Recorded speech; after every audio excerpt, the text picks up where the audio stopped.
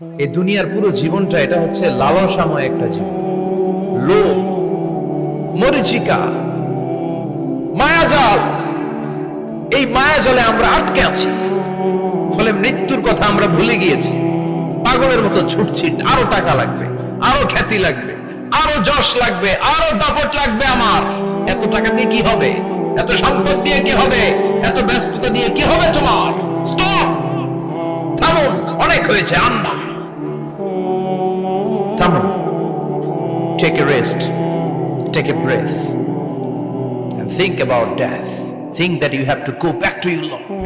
একটু বসেন না, একটু ভাবেন যে আমাকে চলে যেতে হবে, চলে যেতে হবে। এই কোলাহল, এই ব্যস্ততা, এগুলো থাকবে, থাকবো না আমি। সাইয়েদনা ওমর ফারুক বলেছেন, মুতু ক্বাবলা আন তামুতু, মরার আগে একবার মরো। হাসিবু ক্বাবলা আন তুহাসাবু আলাইকুম, তোমার হিসাব নেওয়ার আগে তুমি একবার নিজের হিসাবটা করো না। কাগজ বের করে একটু লিখো না, কি কি ভালো কাজ করছিলা, যেগুলো দিয়ে নাজাতের ওসিলা হতে পারে। 1 2 3, আর কি কি আকাম কুকাম করছো দেখো না, লিখে দেখো তোমার অবস্থাটা কি। মরার আগে একবার মরো।